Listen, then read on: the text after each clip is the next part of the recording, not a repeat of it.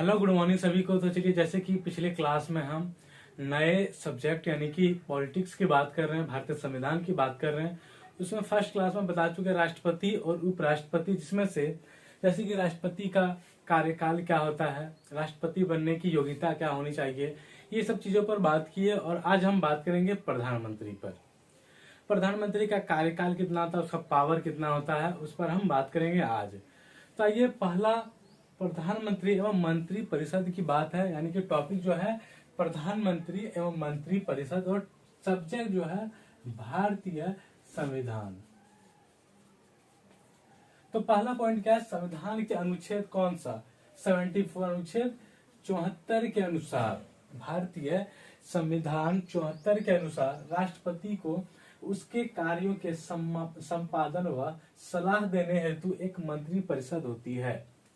और जिसका प्रधान कौन होता है, प्रधानमंत्री, यानी कि जिसका मुख्य कौन होता है, जो मैन जो होता है वो होता है प्रधानमंत्री। ध्यान दीजिएगा, भारतीय संविधान के अनुच्छेद कौन सा, 74 के अनुसार राष्ट्रपति को उसके कार्यों के संपादन व सलाह देने के लिए एक मंत्री परिषद होता है, जिसका प्रधान कौन होता है, तो प्रधानमंत्री।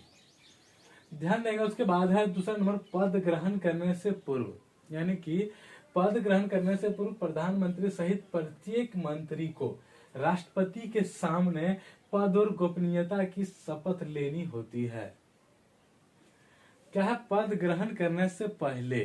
उसके बाद है, यदि लोकसभा किसी एक मंत्री के विरुद्ध अविश्वास का प्रस्ताव पारित करे अथवा उस विभाग से संबंधित विधेयक को रद्द कर दे, तो समस्त मंत्रिमंडल को त्यागपत्र देना होगा।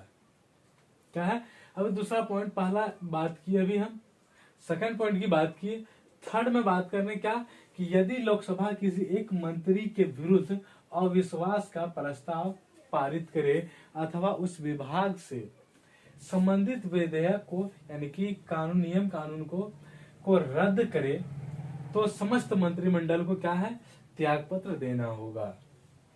उसके बाद है, मंत्री 3 प्रकार के होते हैं। ध्यान दीजिएगा, पूछे मंत्री कितने प्रकार के होते हैं, तो मंत्री 3 प्रकार के होते हैं। पहला है कैबिनेट मंत्री, राज्य मंत्री और उप मंत्री। मंत्री कितने प्रकार की बात की, 3 प्रकार की, कैबिनेट मंत्री, राज्य मंत्री और उप मंत्री, और इस पर हम बात करेंगे। उसके बाद फिर प्रधानमंत्री सभा पटल पर, यानी कि सभा पटल पर सरकार की नीतियों की घोषणा करता है। ध्यान दीजिएगा, प्रधानमंत्री क्या है, सभा पटल पर सरकार की नीतियों की घोषणा करता है। कौन, तो प्रधानमंत्री। फिर है प्रधानमंत्री नीति आयोग, राष्ट्रीय विकास परिषद, राष्ट्रीय परिषद, अंतर्राष्ट्रीय परिषद तथा राष्ट्रीय जल संसाधन परिषद का अध्यक्ष भी कौन होता है, प्रधानमंत्री होता है। क्या बोले अभी कि प्रधानमंत्री जो है नीति आयोग, राष्ट्रीय विकास परिषद, राष्ट्रीय परिषद, अंतर्राष्ट्रीय परिषद, अंतर्राज्यीय परिषद, उसके बाद है राष्ट्रीय जल संसाधन परिषद का अध्यक्ष होता है। कौन, तो प्रधानमंत्री।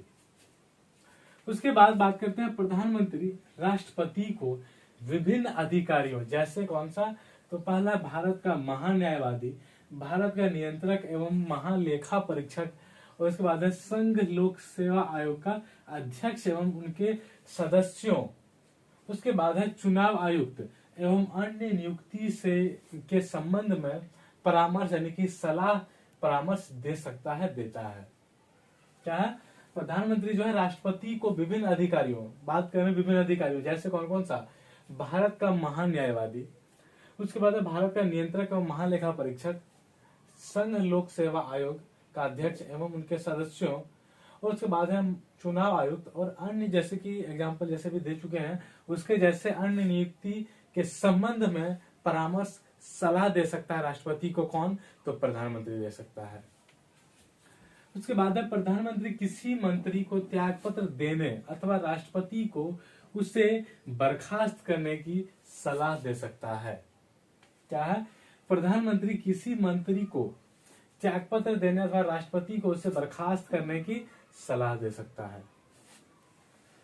फिर प्रधानमंत्री में सबसे बड़ा कार्यकाल, यानी कि जो अभी आज का जो क्लास है वो है प्रधानमंत्री से रिलेटेड, बात कर रहे हैं, जो कि बेसिक चीज है, बहुत ही इंपॉर्टेंट चीज है।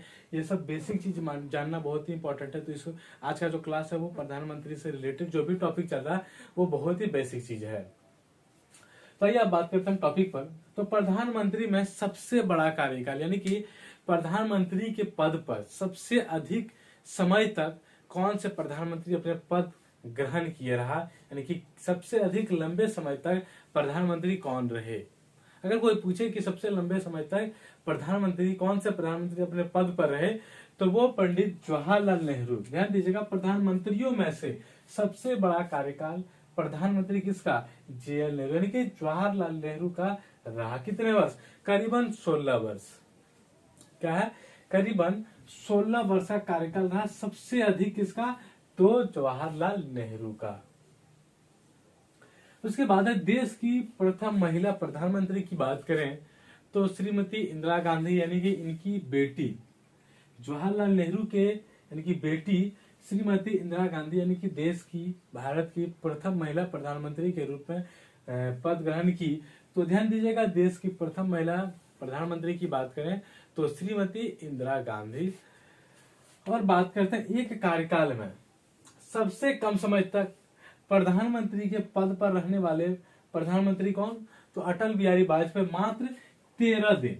ध्यान दीजिएगा, अटल बिहारी वाजपेयी मात्र 13 दिन अपने पद पर रहा। तो ध्यान दीजिएगा, सबसे अधिक कार्यकाल में रहने वाले प्रधानमंत्री कौन, तो पंडित जवाहरलाल नेहरू। और सबसे कम समय तक अपने पद पर यानी कि प्रधानमंत्री की पद पर रहने वाले तो अटल बिहारी वाजपेयी, मात्र कितने दिन की, तो 13 दिन का। मात्र कितने दिन की बात करें, 13 दिन का। ध्यान दीजिएगा। उसके बाद नेक्स्ट पॉइंट की बात करते हैं जो कि बहुत इंपॉर्टेंट है, वो है मोरारजी देसाई सबसे अधिक उम्र में एवं राजीव गांधी जो है सबसे कम उम्र में प्रधानमंत्री का पद ग्रहण किया। अगर पूछे कि सबसे अधिक उम्र में प्रधानमंत्री का पद ग्रहण करने वाले कौन थे, तो ध्यान दीजिएगा, मोरारजी देसाई जो थे सबसे अधिक उम्र में प्रधानमंत्री का पद ग्रहण किए थे। अगर पूछे सेम इसका उल्टा कि सबसे कम उम्र में प्रधानमंत्री क्या यानी कि पद ग्रहण करने वाले कौन थे, तो वो राजीव गांधी थे। मात्र 25 साल के उम्र में प्रधानमंत्री का पद ग्रहण किए थे। तो ध्यान दीजिएगा, सबसे अधिक उम्र में मोरारजी देसाई और सबसे कम उम्र में राजीव गांधी।